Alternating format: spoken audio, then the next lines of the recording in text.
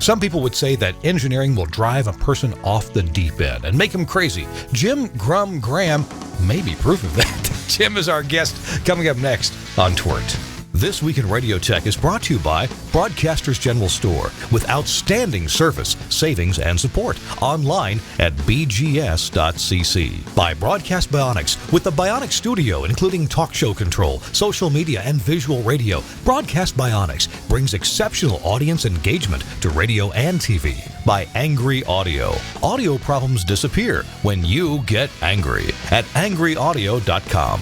And by Max Connect Wireless, prioritized high-speed internet service designed for transmitter sites and remote broadcasts.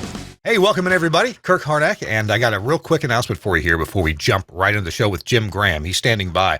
Nautel, you know Nautel. They've got a couple of things going on. I'm going to get to these Transmission Talk Tuesdays in just a moment. First, though, you need to know about the couple of promotions that are going on at Nautel. The limited time offer, it's the free backup exciter or the free second backup exciter with your purchase of a GV series transmitter. Now that's the big boy. There's 20 kilowatt and 40 kilowatt versions of that. There may be others. Talk to your rep from Nautel to get a free second backup exciter. Now, if your needs are not for a 20 or a 40 kilowatt FM transmitter, but more modest, let's say a Nautel VS 2.5 transmitter. Right now, they're having this thing called the 4610 VS savings promotions. There's math involved, so here's how it works. Right now, you get $4,000 off a VS 2.5. That's a that's a 2.5 kilowatt FM transmitter from Nautel. I've got one of these, love it. And you get $4,000 straight off the price of that. That's the current promotion. But if you get the HD package that goes on to that, the HD exciter thingy, $6,000 off of that. So you combine those two, it's just math. You actually can get $10,000 off of that package. What a deal from Nautel. Contact your nearest Nautel rep. You can go to the website and check these out. You can verify what I'm telling you at nautel.com/offers. Nautel.com/offers. The other thing you need to know about is the Transmission Talk Tuesdays. These are continuing. They've been very successful, continuing on into August. They're taking 1 week off, and that would be, 2 weeks off. Anyway, the next one is coming up August the 17th. It says right here, August the 17th, when the topic is MPX over AES. That's multiplex over AES. So it's a digital MPX signal. Why this is a good thing. How to feed your transmitter with this. And Jeff Welton is the host, but I'm going to be the guest. I've got some expertise here, so we're going to talk about it, but you can be on the show too. That's the cool thing about Nautel's Transmission Talk Tuesday. It's not a webinar. It's actually a roundtable discussion. We kick it off, but we take your comments and questions. Also, the next topics are building with Raspberry Pi. Really? Okay. August 24th, we're going to have a webinar or a roundtable on building with Raspberry Pi.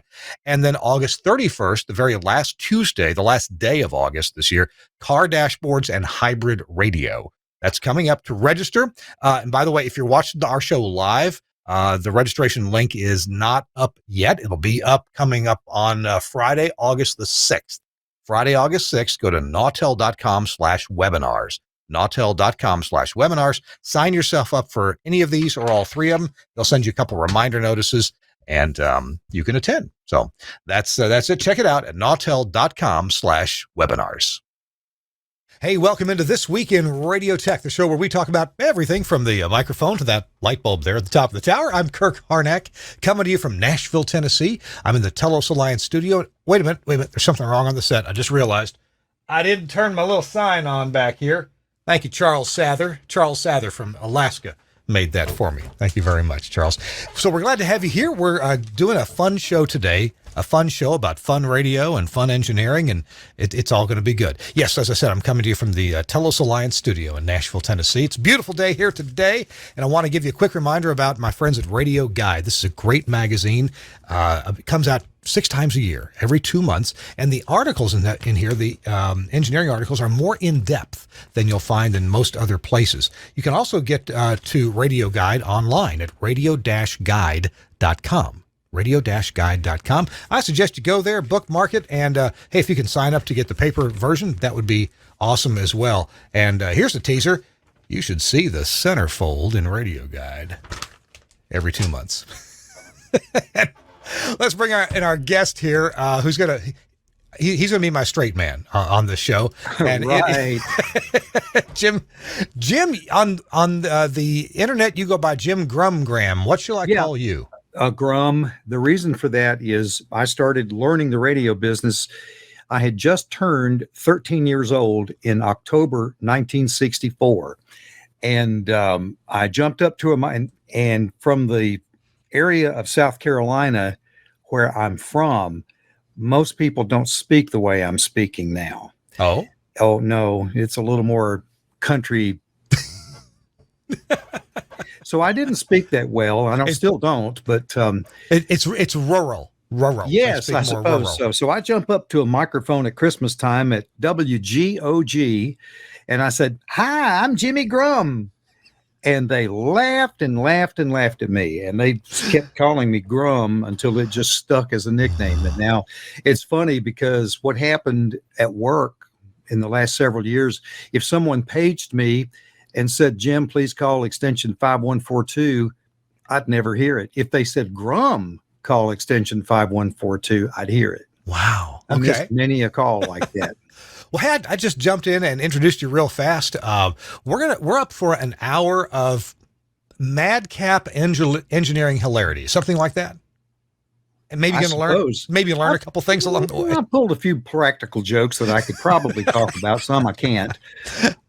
I met you, Jim, by the favor of Facebook. You're on some engineering places on Facebook, and I thought this guy looks fun, and I love your posts. And I thought, here's the guy who's an engineer. This is not true. Good God. So I go in public with stuff like that on too. So obviously at 13 you were on the air, but somehow you got into engineering. Well, I started learning at 13. They did not put me on the air at 13. Okay.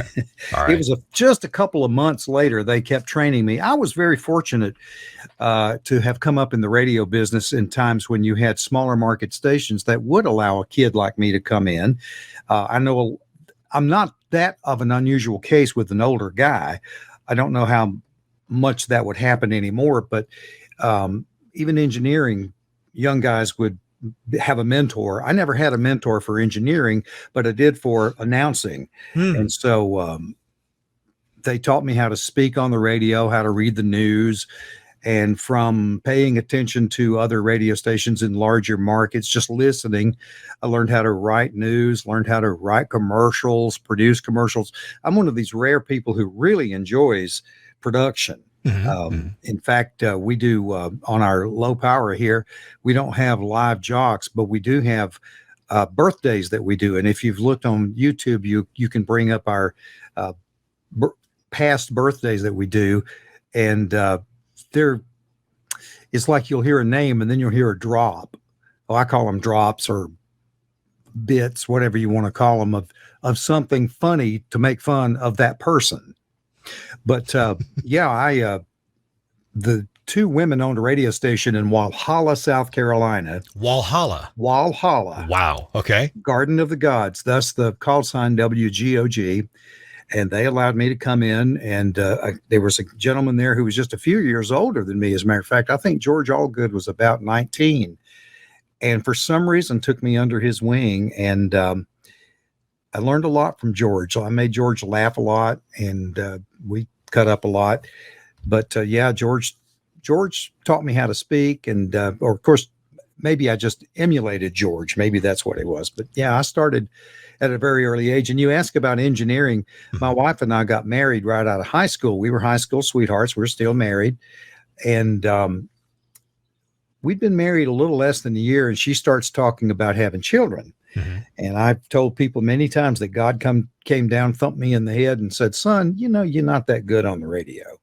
So I went back to technical school, and you've got some pictures. I don't know if you have a picture. Did I send you a picture of the Vanguard transmitter? Yes, I believe I got that one in here, but these pictures are simply in alphabetical order. And they're not, I didn't have time to sort them chronologically. So yeah, they're a little bit off. You'll just have to ask me about them as you go. I got to tell our audience. So I think the best way to have an interview with Jim Grum Graham is to just go through these pictures and let him tell stories. Oh yeah, it's fun. Now, expect to learn a little bit, because Jim's been a great engineer, done plenty of installations. Yes, Nah. I took the attitude that I didn't know everything, but if I didn't know, I'd learn, and I worked really hard to get things right. Yeah. Something that's very interesting, I'll do this about engineering that I found to be the case, was if you maintain the equipment, keep it clean, keep it cool, keep the site clean, and just keep an eye on it. I don't have a lot of diagnostic skills because my equipment didn't fail very much. Yeah. The stuff I had worked. How many times did you ever go in behind some other engineer, maybe long forgotten, maybe long gone, but found crazy modifications? And my goal was always just make the thing work the way it did when it came out of the factory. Not that many mods, no. Well, okay. Messes, yes. What's that? Big messes. Yes. Yeah. Oh yeah. Let's jump into these pictures, if you don't mind, and in no particular order except alphabetical. Here we go. Okay, that is W. Let's see, what was the call sign? I have to think. It's been a while. Yeah. Well, they changed them. It was pretty sure that was WGVL. Okay. On 1440, it was a 4-tower, 5,000 watt full-time station. It was non-directional day and 4-tower directional at night. And they decided at corporate I don't remember if we were SFX or Clear Channel at the time, but back in the 2000s, they decided to replace that transmitter that you can see a corner of there to the right. That's a BC5H, 5 kilowatt Gates Harris transmitter, and they decided to replace it with a AM6. I believe it's an AM6A BE. And the funny thing was, the BE transmitter took up less floor space than the 1 kilowatt BC1G that was sitting there where I'm standing in front of it. Sure. And that one that's in the picture, I had to screw it to the floor to make the connections in the back because it kept wanting to slide around. It was so lightweight. Yeah, seriously. I see just beyond your head in that picture, I see that what looks like an antenna monitor. Yes. Or a directional. Yes. Wow. Yep. It was a 4-tower array, and it was an old one. It had wind charger towers. Oh. And 70 ohm coax. The whole system was 70 ohms. And the feed line out to the towers was hardline. That was I'm not sure who made it, but it had been there since the late 40s. And after I left, vandals found it because it was above ground. Oh no. Yeah. So it's not there anymore. That had to be a nightmare for somebody. Yeah. All right, let's move on here. What are we looking at here? Oh, this is 1990. I'm installing a new BE FM35B for WSSL FM in Gray Court. It was licensed to Gray Court. Of course, they ran it out of Greenville. And in the background, you see a FM20K and the power supply. And then there's a couple of equipment racks in there involved there too. That was an interesting transmitter. I actually liked that transmitter. It got good tube life. It did not like rebuilt tubes. And I didn't want to do major adjustments to make it work with the rebuild. So we just bought brand new tubes, but they lasted 5 or 6 years. So it wasn't that often I had to replace them. That was a tube transmitter, obviously a 35 kilowatt FM. Is that what it was? Yes. Had one tube in it. That's a hoss. Wow. Yeah. It had I forgot the number of the tube, the new tube number, but might have been a 4CX 20,000. It very well may have been. Yeah. Okay. I want to ask you, do you remember, many FM transmitters have a quarter wave cavity, but BE was famous for using half wave cavities. Yeah, that one had a very interesting, it had a deck in it, but it oh my goodness, I can't remember what that thing looked like on the inside. It had a bellows for tuning. I was just going to say that if it had a bellows, I'm guessing it may very well have been their half wave design. Yeah. And then it had I don't remember output capacitor was arranged in that thing. I remember the Continentals a little better. They had two paddles that were behind the tube. One of them was tuning and one was loading. And this particular transmitter, for the life of me, I can't remember what was on the inside of that thing. Well, I'm sure I didn't have to get in it that often because, again, when I changed the tube, and sometimes in between, depending on how dirty the room was, I would pull the tube, clean the tube socket really delicately, and make sure everything was spick and span, and then put the new tube in it and tune her up, and she'd sit there and run. Now, Jim, I got to say that, as I mentioned earlier, one of the things I enjoyed about meeting you on Facebook is your sense of humor. You've got a great sense of humor, and you even run a radio station that's called what? Fun Radio. Fun Radio. Yeah, we. In fact, I grabbed some stuff here. Fun Radio actually got started with this CD set. I just didn't know it was Fun Radio getting started. Bless her heart, my wife bought she bought a CD player for me. This was a long time ago. And what good is a CD player if you don't have CDs? So I had that pack of CDs, and then for a while I kept Circuit City in business. Well, Fun Radio, sense of humor, and the next picture you supplied certainly deserves some explanation. What? Okay. What's this? Oh, sir. I'm afraid to ask. Most guys love melons, and we'll call them that. And so I'm in a grocery store, I think a Walmart store one day, and for some reason, these two melons were sitting there next to each other, and the business end of them, I guess we could call it. I thought, this would be cute if I arranged them to look like, lovely lady lumps. We'll call them that. And so, yes, I left that for probably some customer just picked one up and never knew what it was, but who knows? I got a good laugh out of it anyway. My wife is in store. She sees me somewhere laughing. She knows I did something. Poor wife. And that's a Walmart that Jim is never allowed back in. Correct. Again. Yeah, they kicked me out. I actually got in real trouble at that same Walmart a little later. They had a sign at the front entrance to the Walmart that said wet floor. I thought it was an instruction, so I did. They didn't like that at all. Folks, you can see how the hour is about to go, but our next pictures are instructive. We're going to hear more about them and what's going on. Our guest is Jim Grum Graham. I'm Kirk Harnack on This Week in Radio Tech. We'll be right back. Camera One from Broadcast Bionics. Designed to bring video to your audio content. Visualizing radio and podcasts for social media. Camera One can automatically create, capture and brand professionally switched video for live streaming or upload, making your production shareable. Control and configure using a web browser on any device. Camera One is available as a 4-camera or 8-camera system using the Blackmagic A10 Mini range, including the A10 Mini Extreme. You can use cameras to suit your studio and your budget. You'll need one camera for a studio wide shot and usually one camera per microphone. A standard multi-channel sound card or IP driver monitors audio from each studio microphone, and we work natively with Axia systems.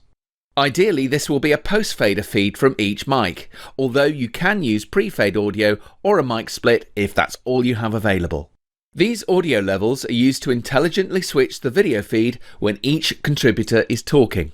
You can also group microphones together into one shot and use the audio from a mixer's aux bus. You can use Camera One's auto switch feature, or disable it and switch using the on-screen buttons or the buttons on the A10. Recordings can automatically start when you tell the system you're on the air. This on-air indication can be linked to your studio's red lights via IP or an Avantec Adam GPIO interface. You can quickly browse all the videos that have been automatically created during your broadcast, download them and post. Camera One is a user-installable system. You'll need a good spec Windows 10 PC, i7 with plenty of storage and 16 gig of RAM. It's better if this machine isn't used for anything else. Remember, you can control the software in a web browser on another device on your network. Camera One, a thrifty way of creating scroll-stopping video from your show or podcast from Broadcast Bionics. Welcome back. It's This Week in Radio Tech. I'm Kirk Harnack in the Nashville Telos Alliance studio of This Week in Radio Tech. We're having a blast here, and there's more to come. We're talking with my friend Jim Grum Graham. Hey, Jim. Appreciate all the pictures that you've supplied here. And they're not just funny, but some are actually engineering. No, some serious. You know, it's funny.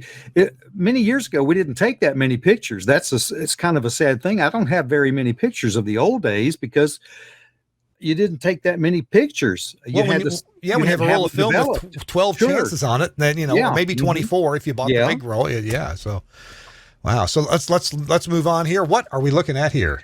I earlier said something about my mentor at WGOG in Walhalla. That's George Allgood in the picture, and that's the on-air studio at WGOG.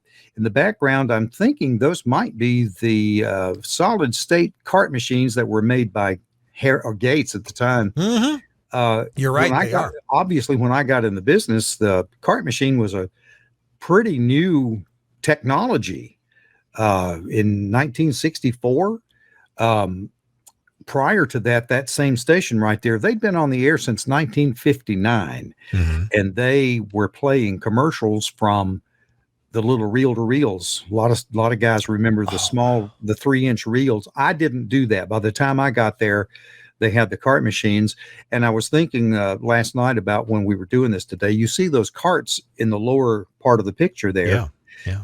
In those days, you didn't have backside lubricated tape, which, by the way, every time a box came into the radio station with a big printed on the side of it, backside lubricated tape, I always got tickled. But those carts right there, they actually had put pencil lead, basically is what it was. There were 4 strips of pencil lead perpendicular to the spindle, and that's what lubricated the tape.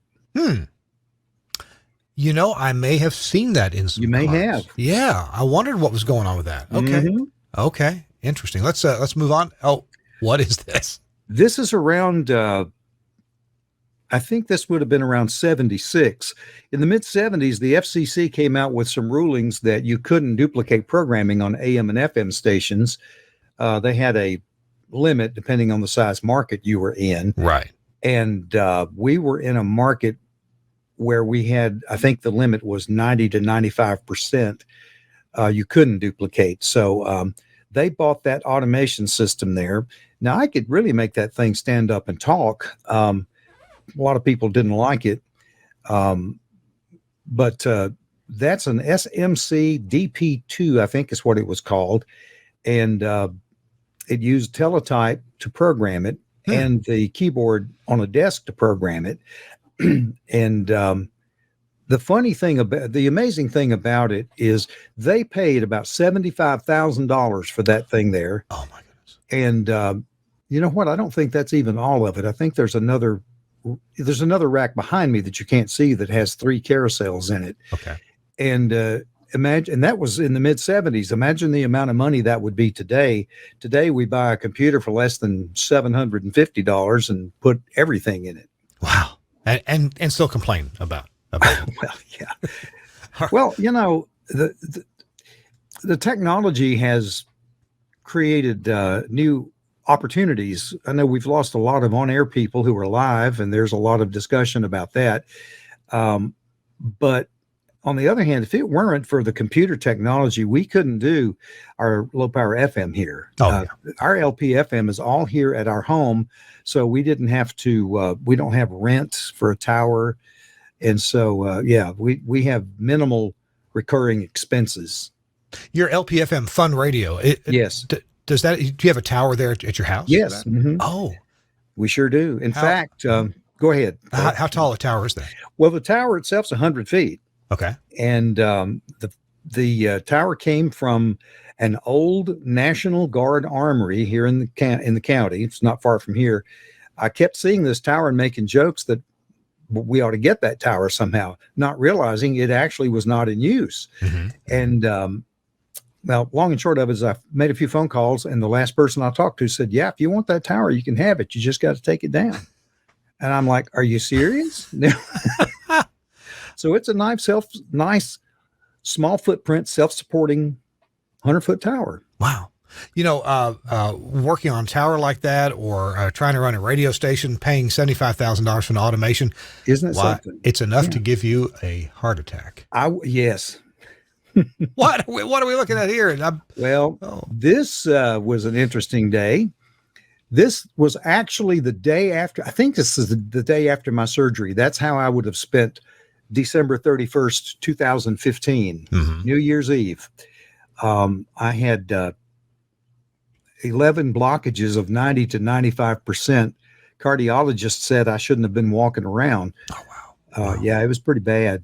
And they did triple coronary bypass. And fortunately, I don't have heart damage from it. That's the other amazing thing. My goodness. I had an incident. It wasn't like the heart attacks you see on TV. Just felt really strange one morning, and intelligently, I guess, I went to the doctor. I thought something's not right here. And instead of just trying to go to work, had I done that, I wouldn't be here. That was sort of what pulled the trigger for me to retire. Okay. That was your sign. Yeah. Wow. That's kind of what did it. Well, I'm glad you're here. I'm glad you made it through and there wasn't any damage. You'll be with us for a long time to come. I hope. Let's jump back into the equipment here. That's the BW broadcast transmitter. We, if you can see on the front of that, we were fortunate enough to get, LPFMs can borrow or use the call sign of another radio station if they give you permission. Okay. And I don't remember the owners of the station right off the top of my head. I could look it up real quick, but I contacted the other WFOX and told them what I wanted to do. And they replied pretty quickly and said, yeah, that's fine. Good luck. And so I applied for WFOX and got the call sign. The other thing is, in this area, there was a station that's now owned by Cox in Atlanta. It went by Fox 97. It was WFOX, and it was an oldie station, and it was very popular in this area. And I was really surprised. I thought Cox had put the call sign somewhere else and parked it. Turns out that it wasn't a big company that owned the call sign, so I emailed them. But why they dropped WFOX, I'm not real sure. It's called the River now, I think, and I don't even know the call sign. The Optimod is what's on the air on our WFOX. That Optimod is running nice and gently. It's not set to full fast or anything. And you can see it runs around 10 to 15 dB of compression. And we've had some comments about how good this thing sounds on the air. Sure. Hey, I got a quick question about a couple things there. That BW transmitter, is that what power level is that one? Do you remember? That one will run 300 watts. Okay. It looked familiar. Actually, at one of my radio station in Hawaii, we have the 600 watt version of that. Yes. And it's a backup. It's ready to go on the air. It's a backup. Well, this one's been on the air straight since April of 2015. Oh, good. Okay. We had the low power FM before I had the heart incident. Gotcha. The RDS generator, between the two things, that looks like a Pura RDS. It is. Yeah, a friend of mine actually bought and gave that thing to me. Huh. Yeah. Well, I'm not here to endorse anybody's or another, but at some of my radio stations, we have Puras. Now, they keep changing the model. They'll look at the model. But they've been consistently, they just sit there and kind of work for us, and they're not expensive. Oddly enough, this one, and I'm trying to remember what caused this. I know what it was. When we changed the call sign, I went to the software to go into this box to change the call sign in the RDS. And when I did that, I couldn't access it through the software. And I worked with it, and had just about decided that I was going to have to buy a new one, and somehow accessed it through a search engine and found that I could put in command lines, and I looked that up online. I'm not good with command lines at all. Yeah. But I stumbled across a command line to turn on the IP ports. They weren't turned on. They got turned off somehow. And I turned that on, and boom, there I was accessing it. I was very happy I didn't have to buy another one. I think many engineers are certainly familiar with the Orban 8100A processor. Oh, yeah. That one looks very pretty, but I'm a little curious. Actually, I'm not curious. The one rack unit box immediately below it, but above the CRL. Oh, that's a. I think I know what that is, and tell me. And it doesn't surprise me at all that Jim Grum Graham would have one. No, it is. It's a. What do they call that thing? I can't see it very well. I can't read either. I've seen it before. It basically does nothing, right? It's a Funk Logic. Oh, Funk Logic. That's right. Funk Logic. It's a Digilog Dynamicator. That's a Digilog Dynamicator. That's it. You got it. It has those fake knobs on it that have pop and sparkle, and I forgot what all they do. And that meter is just a picture. Pop and sparkle. Isn't that your stripper name? Yes, it is. As a matter of fact. Oh, this looks like a studio rack room. Yes, it is. You know, that's Eric Rogers standing back there grinning at me. I've pulled some tricks on Eric. One time with Eric right there, this was before we had the flat panel screen of the flat panel monitors for computers. Yeah. He saw one of our people in there somewhere had a 25-inch monitor, and he's like, oh, man, I want one of those. And so he went on vacation, and he happened to have a computer at the time that you could use the up and down keys, a combination of keys, don't remember what it was, but you could flip the screen. I've not seen that on other computers, but on his particular computer, you could flip the screen 90 degrees, 180, whatever. So while Eric was on vacation, we found one of those monitors so heavy, I had to get someone to help me put it in there. We put it on his desk upside down and then flipped the screen. Right. So that when he sat down, the screen was correct, but the monitor was upside down. Oh my gosh. What year might this picture be from? Oh my goodness. This picture would have been taken probably in the early 2000s. Okay. Well, I see some Mosley SELs there. You do. And I'm trying to see if there are, in fact, as a matter of fact, that may have gone back into the late 90s because those are the old Dell GX 250 computers in the background. And that was, I'm sorry, it would have been a little later than that because that's when they switched to Prophet Next Gen. We had the original Wizard at first, but those computers were mounted in industrial cases. Gotcha. That was some interesting times, but lots of Novell server. I knew nothing about a Novell server, so that was obviously lots of classic gear. The one thing I noticed that there's a fair amount of space between the front of the rack and the glass there, so you actually had some room to operate. A little bit, yeah. Hey, go ahead. Yeah, I thought we'd. Sorry, I got to carry us along here at some point. Going to hit the Wayback Machine here, and you were talking. Well, you showed us. You mentioned that you're a bit more familiar with Continental transmitters, so looks like we got one right behind you there. That gentleman to my right is Harold Ward, and Harold was the part-time engineer. He had history with the station. That Collins 831G transmitter. Mm-hmm. He actually originally installed it in the mid '60s. We had two towers at that site, and he had installed it at the other tower up the hill. We had a 660-foot tower and a 1,200-foot tower on that property. The 1,200, of course, became the main after Key Market Communications bought. They bought 100.5. It wasn't WSSL at the time. They changed the call. But anyway, Harold was about 62 or 63. Harold passed away a couple of years after that picture was made. And he helped me down there. Boy, do I look kind of young. So that transmitter is how much power? That's a 20 kilowatt. That's it's the same thing as the Continental 816. But it was the original Collins, had the original design on those things. It became Collins, then it became Rockwell, I think. Yeah. I had 3 of those 20 kilowatt transmitters. The other 2 were actual Continentals, the brown ones. Mm-hmm. So yeah, this is at the site where earlier you saw me installing that BE35B. Right. Okay. And same site.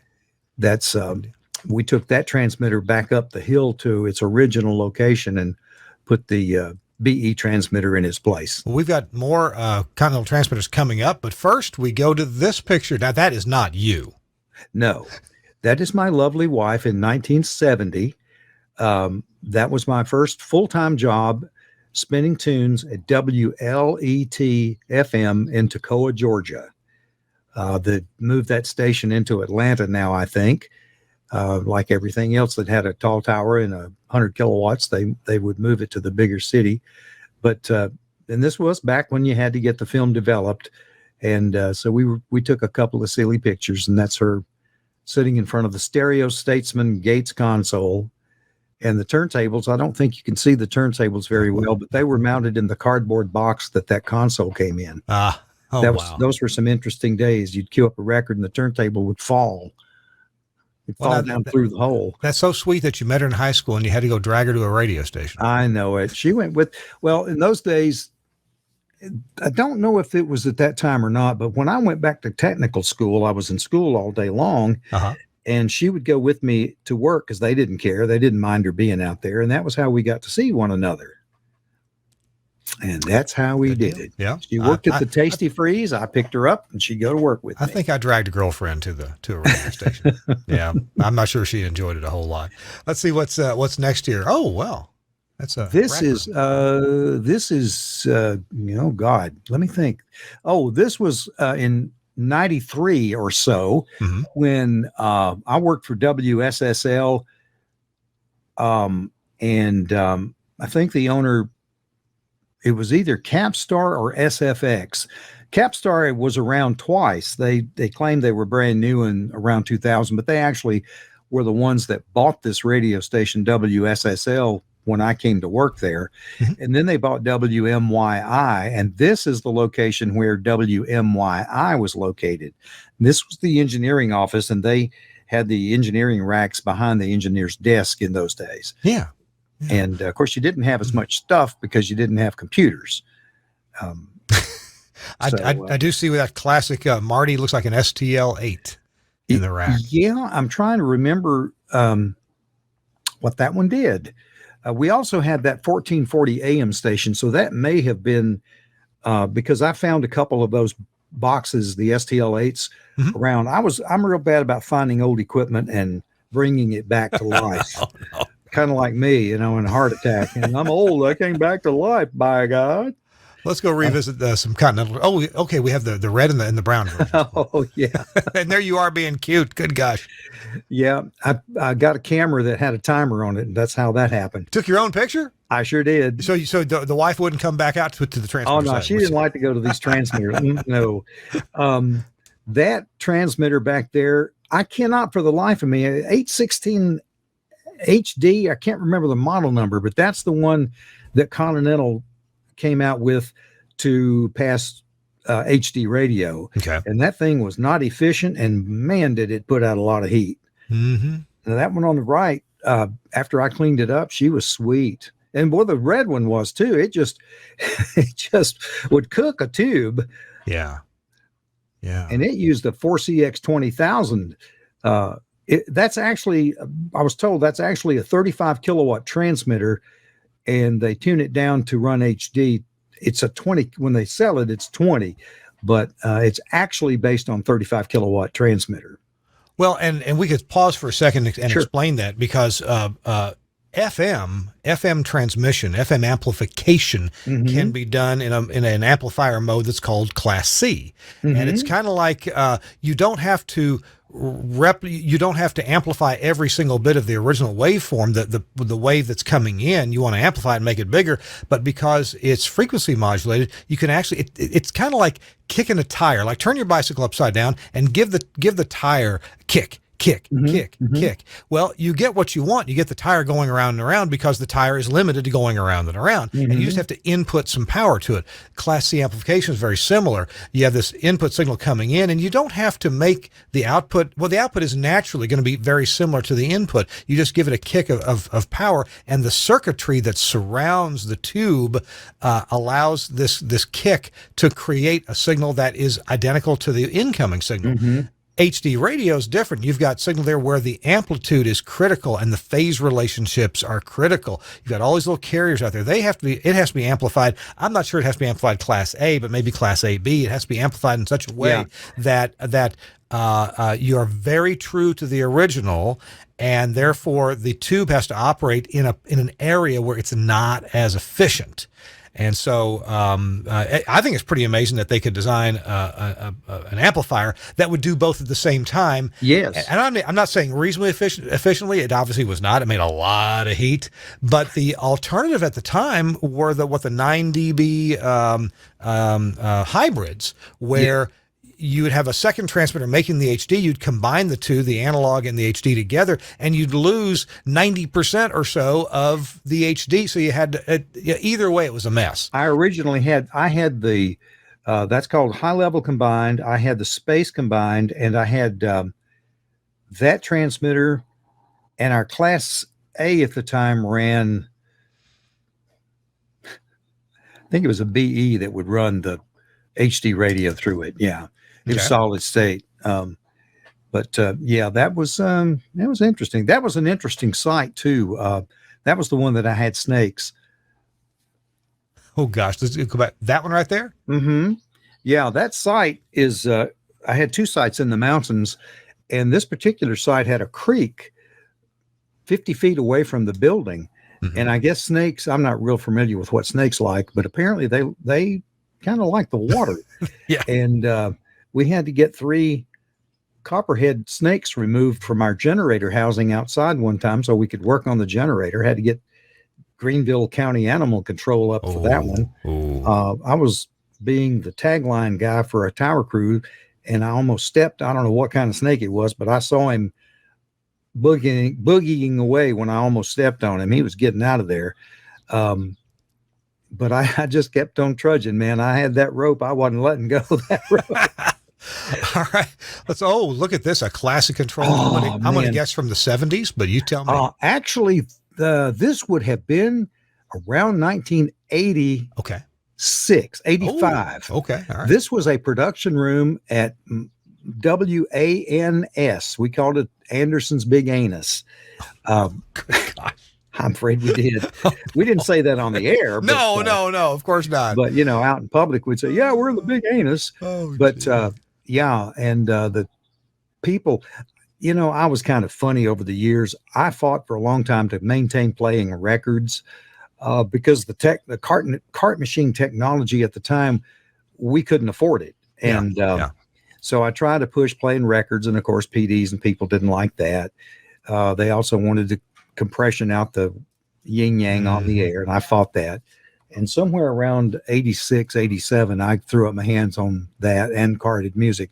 So that turntable over in the corner was the turntable that had a really high dollar cartridge and a high dollar preamp on it. And that's the one they were supposed to dub music with, whether they actually did it or not. To your far left, you can see an Ampex 440. Yeah.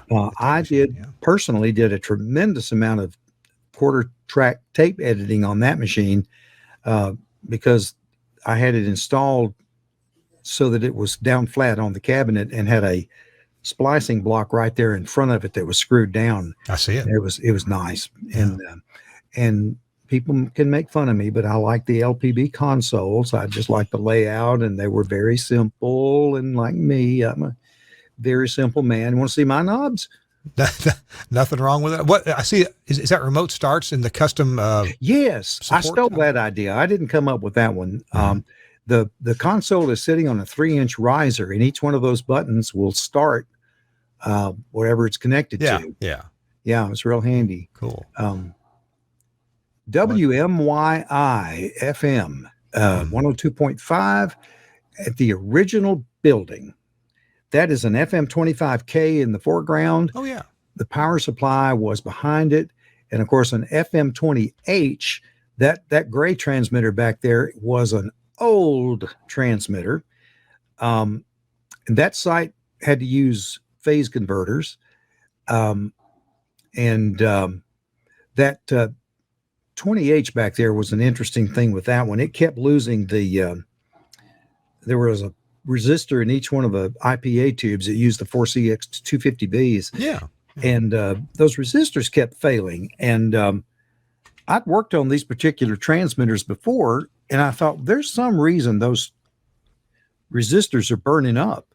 And so when I found the package of the resistors, I discovered they were wire wound. You don't want to put a wire wound resistor in an RF circuit. Unless you also want to choke, and you didn't also want to choke. Oh, no, wow. And it didn't like that. It'd burn them up, man.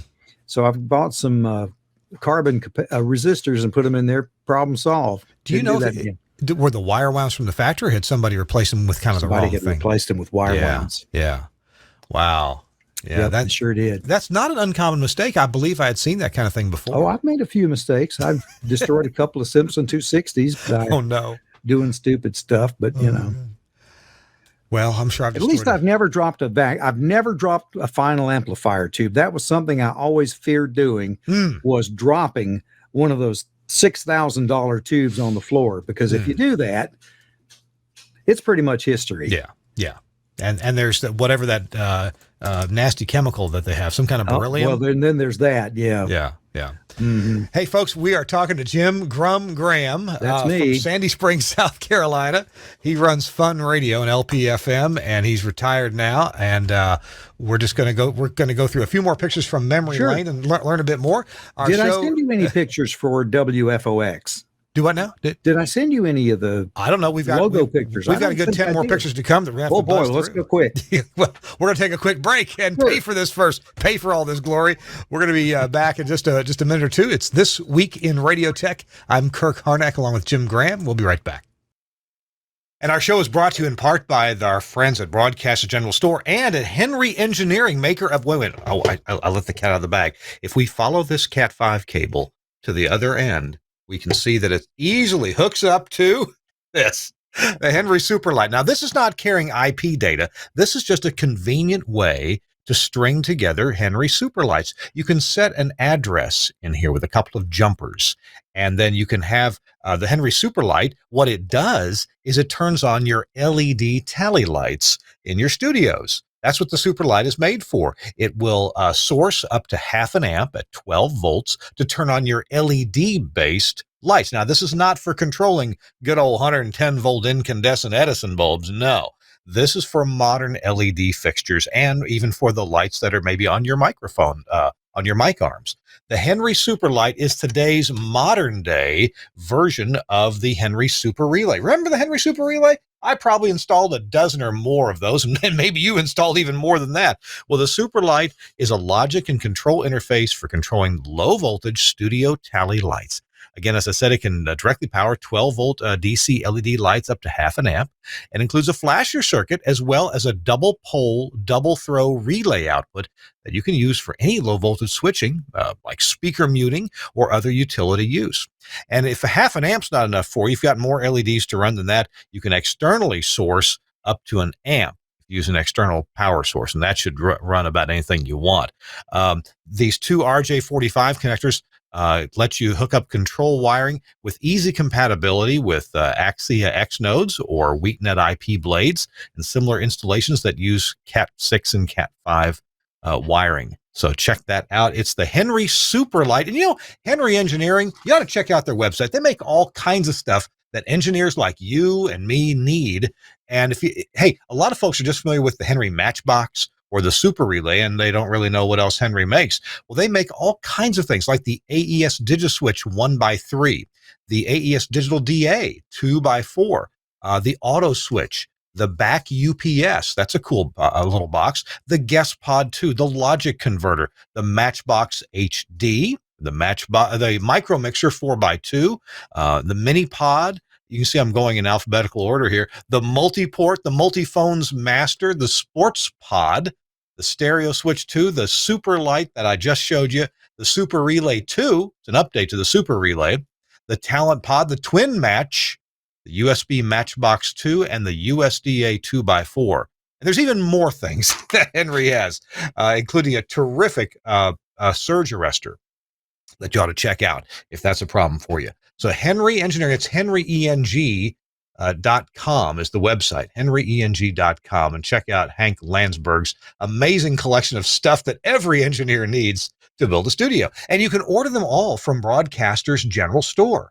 Their website, easy peasy, bgs.cc. BGS, as in Broadcasters General Store, .cc, bgs.cc. And they're really set up for phone calls. They really are. That's such a refreshing thing in this day and age when you call and you get voicemail jail.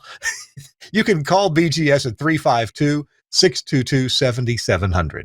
That's 352-622-7700. Talk to Jessica or anybody there at Broadcast General. So Buck is there usually.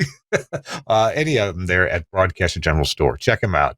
352-622-7700. Really thank Henry Engineering, Hank Landsberg, and BGS for sponsoring This Week in Radio Tech. We're back. It's This Week in Radio Tech from the Telos Alliance studio in Nashville, Tennessee. I'm Kirk Harnack, and my guest here is the inimitable. Is that the right word? Oh, what? What is that? Pardon me. Well, at least you did it with a fart horn. That's right. That's right. Saving there's no fumages in here now. All right, stand by. We're in for the troubleshooting teaching section of the show. Jim, what is going on here? Well, that's kind of how I discovered WSSL FM. To get let me think about this a minute. There was another exciter on the Collins transmitter to the left of this picture. And if I recall, to get subcarrier, which I think was being used for telemetry, I'm pretty sure that's what it was, 67 kilohertz subcarrier. Yeah. Someone had gone and put the SCA generator card on an extender board so they could access the ports on the pins, and took that over and clipped it to a piece of coax that went over to the BE exciter. Oh my goodness. And of course I come in, I think we kicked that thing one day walking across the room and maybe we didn't break it, but we caused it to act funny, and it swung the transmitter's deviation so much the transmitter kicked off. So it looks like they needed the 67 kilohertz generator card from the Harris exciter that we see right there. That's but correct. They needed to go into a different exciter, and so they gained access to it this way because it didn't have any reason to bring the 67 kilohertz out the back of the Harris. That was internal to the exciter. Correct. So, okay. All right. I get it. I don't like it, but I get it. And they were also using that subcarrier for the MS. That was an MX-15, I think. MS probably. But that's how it was done. And I don't remember. There was something that I kept hearing on the air. Obviously, RF was getting back into that. Yeah. And it was, there was something that was nasty on the air. Don't remember what it was. But at some point, I either found or I grew up in small market radio where we didn't have much. So I was pretty good at scrounging up older equipment and making it work for little or nothing. And I believe it or not, I'm still that way. I never could shake that one. Let's move on here. Next picture. What is this? WGOG AM in Walhalla. They bought that transmitter after I left up there in 1973. I don't remember the year they bought that, but that's a BC1H. Okay. Yeah. And they brought me back up about 10 years later to do their technical work. And so I took that shot. Good deal. All right. Next one. Oh, yeah, buddy. This is 1984. And that was the WANS on 1280.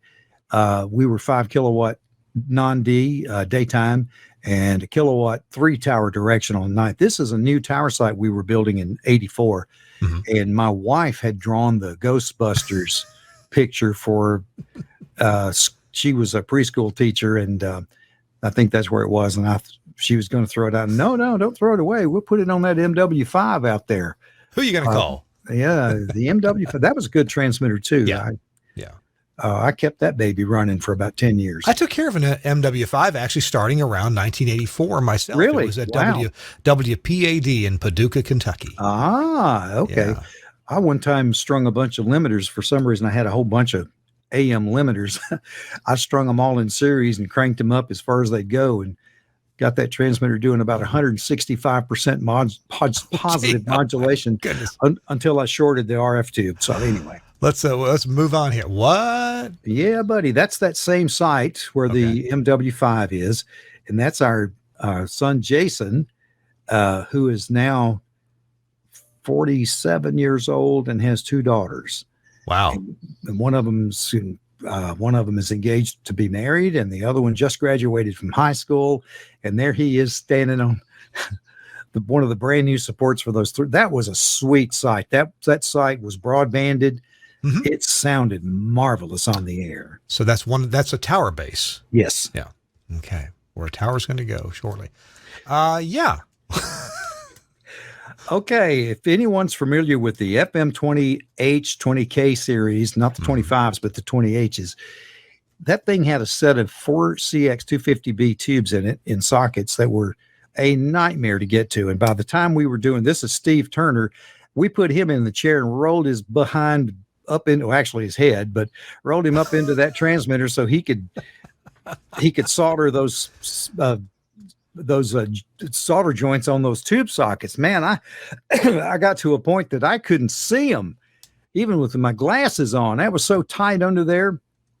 That was a really terrible. Wish there was a way to take those take those sockets out, and put all the components on them and then put them back in. I was dreaming up ways to do that when we swapped out transmitters, and time got too. So that looks like a mechanic's creeper that's a 1.5 feet off the ground. It's a chair. Yeah. That's what I mean. That's what that's what it was. Yeah. Oh gosh. All right. This is a great picture. This shows in 1985. Actually, that date. Actually, it was 85. We weren't using those 3 towers, but that's where WANS was when I went to work there.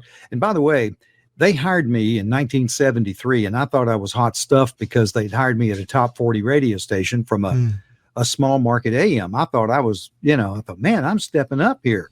Then about 2 weeks later, I found out the reason they hired me was because I had a first-class FCC license. And they only hired first phones because of the directional. And I had a little bit of an ego deflation there, but that's okay. That's like your girlfriend finding out you only like her because her daddy's rich. Yeah. Okay. I often told my wife, you married me for my money. So obviously the towers are gone and the dentist came in. Place. I tried to take the picture on the right-hand side as close to where I was standing in the 85 picture as I could. Wow. And that's what it looks like. Things do change. I know the tower that I used to work on is now a Taco Bell in Cleveland, Mississippi. Taco Bell. Yeah, absolutely. And right there is that is again WANS. I don't know what year this would have been. It was in the 70s, obviously after 73, because that's a McMartin B802 console. I probably had become the engineer. I worked there for a year before the engineer that was before me left, and they dumped it on me. It's funny, we think that the radio stations mistreat their engineers. And I think back a lot in those days, I was the disc jockey there, did afternoon drive, and they came to me because they knew I had engineering schooling. And they said, we'll pay you $10 a week more if you'll be the engineer. So if you really think about it, it wasn't disrespected, but it wasn't respected enough to give you a full-time gig. That came along about 5 years after that picture was taken. They actually made me full-time engineer, which in hindsight is kind of surprising. I still did a lot of other stuff. I did commercials and production. You've got something in that control room that I see quite plainly there that I didn't see much in any radio station, and that is you had 2 different brands of cart machines in the same room, and usually they would fight. We would never ever do that. So you got 3 ITC machines of the premium line, and then you got a couple of the Gates machines. How did they get along?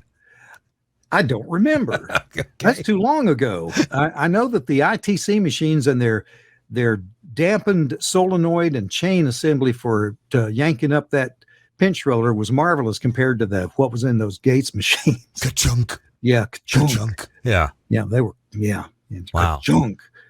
They really were. They were loud. Let's hit a couple more pictures real quick before our last break. Oh, well, this looks nice. What's going on? That's Bill McCown again. WANS. We were doing a remote broadcast at Anderson Mall for a charity.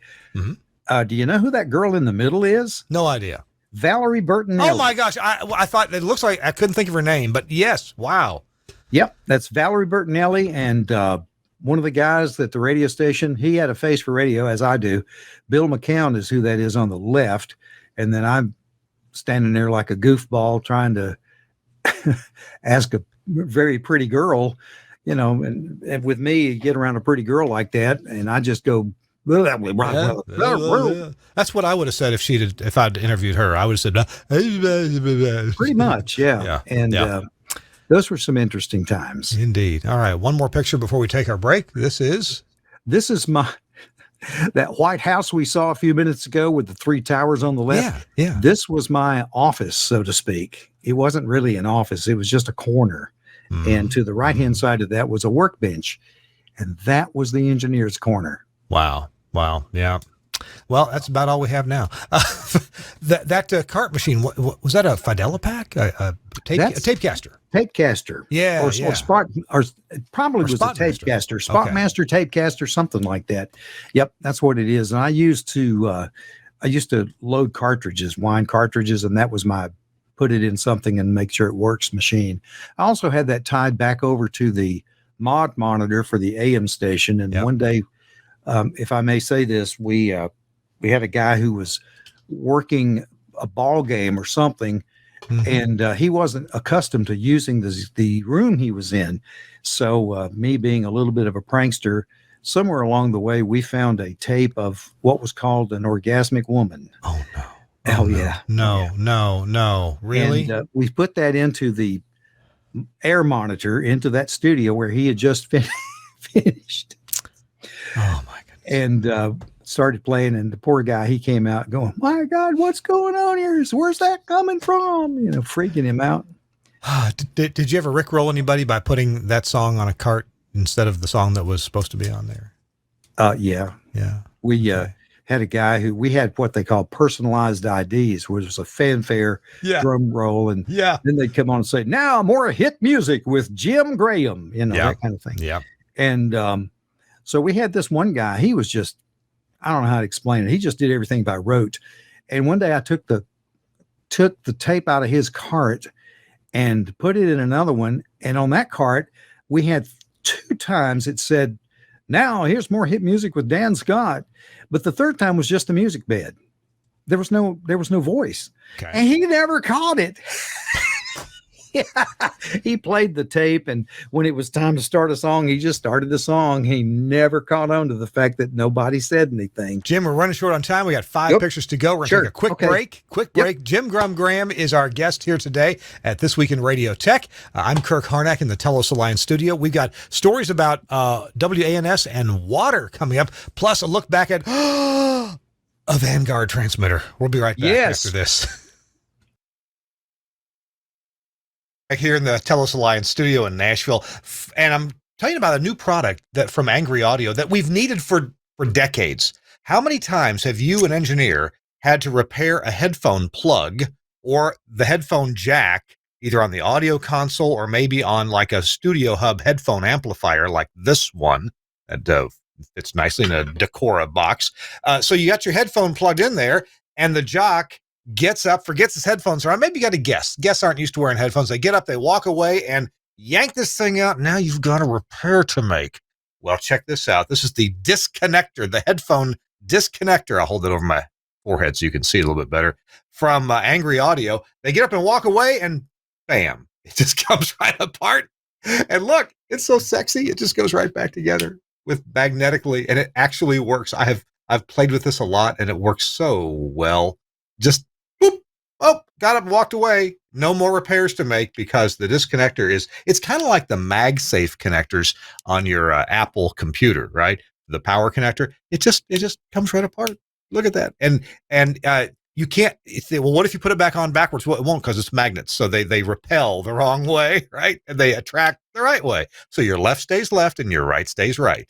There you go. Check that thing out. They also have it this is the quarter-inch headphone size, but it also comes in the 3.5 millimeter size, and you can mix and match. You can go from this size, the quarter-inch size, if you plug into the 3.5 or vice versa. Anyway, the disconnector is the same. angryaudio.com. It's the headphone disconnector, and it works, of course, with the headphone amps like the Studio Hub one, which you can get from Angry Audio, or the Angry Audio design, the one that won't snag your pantyhose. Let's see. We'll plug it in there. This is mounted under the console, so it's good and secure. And if you walk away with the headphones, bam, just comes right apart. Check it out from angryaudio.com. Hey, we got some word from Max Connect Wireless. We'll be right back. I'm Gary Morrill, Midwest Regional Director of Engineering for Alpha Media. When I first spoke with Josh Bone about Max Connect, he told me they'd work great for remote transmitter sites where connectivity was a challenge. And he's absolutely right. We even have sites where we're using this as a backup to our STL using Max Connect's dual carrier option, and it works perfectly. We also have times where we need to be able to get out to a venue where it's kind of challenging because everybody and his brother is trying to stream video at the same time, like at a big sporting event. And you know what? Our data gets through every time because it's prioritized packet data. It works for us. It'll work for you. Max Connect. Check it out. Gary's checking out this version, the Cradle Point version, but there's also one from PepWave. But you know what? It doesn't really matter what the 4G LTE modem is. It doesn't matter what brand it is because that's not important. What's important is the SIM card that goes in it. It's Max Connect Wireless. They have their own APNs, whatever APN means, I forget. But it means that you get prioritized data, not like all those other schlubs at the event, at the Coliseum, at the ball field. You get prioritized data over everybody else except first responders. And that means that your data gets through and you get a fixed IP address. Really cool. Max Connect Wireless, maxconnect.com. Look, it's spelled funny. Look at the screen. I'll have a link in the show notes. MAXX and then a KONNECT, maxconnect.com. Check them out. Thanks to Josh Bone for inventing this cool thing and working out all the legal details and the business relationships to make all this happen. It's not something that you or I could do very easily at all. And Josh has really done it. Max Connect Wireless. All right. Hey, we're going to run right back into our last segment of our show with Jim Graham. We're back on This Week in Radio Tech. I'm Kirk Harnack in the Telos Alliance studio. Jim Grum Graham is our guest here. We've been enjoying stories of daring do and old stuff and some jokes. And this looks like no joke. What's this? That was February 20, 1989. I remember that day well because ice fell off of our 1,000-foot tower. And I know a lot of guys have had this happen where ice has damaged the roof. Right. But it damaged the roof really badly, and water got into both transmitters. I don't know if there's any more pictures of that or not, but there are. So let's see what we got here. So the first thing I thought was, excuse me, I'm taking a shower. No, yeah, I'm avoiding the shower. Well, what's this? Oh no, the water was everywhere, and when I got in there, it was still falling out of the ceiling, or the roof. There wasn't a ceiling, and there's that transmitter there, the blue one, water got into the control side of it. So actually that was a good thing in that case. It didn't do very much damage. The only component I actually had to replace was the IPA transformer. And it ran for several hours before that transformer gave up the ghost. Yeah. The backup transmitter, which was on the air on a lower antenna, because of so much reflected, we had so much ice. I'm surprised that tower didn't fall. Yeah. But there's an FM20H facing that transmitter. That's probably behind the 20H. Yeah, it looks like there's an air intake on the right. Yes. Comes in and water was coming down off the roof, and it was going down into the power amplifier, the tube of this particular transmitter, and that transmitter was on the air. And it really did some damage in that transmitter. Now, with that plastic on that, was that transmitter able to be on the air right there? Oh, no, I had to turn them off. They were off the air, yeah. Okay, cool. All right. And the ice coming off hit the roof of the building, and I didn't realize it was as large as it was. And it shook the whole place and scared me so bad. I just ran out, got in the car, and got about 300 or 400 feet away from that tower. And they were mad. The program director got mad at me because I wouldn't go back in. I'm like, I'm not going up there. I had a piece of ice fall off a 700-foot tower and hit me in the back. Oh, yeah. I was good thing it hit me in the head. It might have done some improvements, though. Well, I know that feeling. So we got transmitters off the air. Here's a transmitter that most people wished was off the air because it usually was. Well, that transmitter. All right, you got a better story. Yeah, that transmitter. It was very much like an FM transmitter. They actually had an exciter, modulated the audio. Mm-hmm. I can't remember how much power came out of the exciter, but it went straight to the grid of a 4CX3000 tube. The transmitter was AB1, I think was the amplifier. It was not very efficient, like 35% efficiency. Right. But, and of course, in those days, we didn't have audio processing that would just really bang away at the peaks. But that thing had a frequency response that went out to 16,000. I heard it had great frequency response. And it really sounded good, but people didn't know how to work on it. It really wasn't that. I didn't know how to work on anything in those days. Oh, the Vanguard one. And one more picture. One more picture. Oh, yeah. I've shared that a while because I don't drink or smoke or chase women, but I do have a vice or two. This is one of them. Oh, my goodness. All right. That's a good one to end the show on.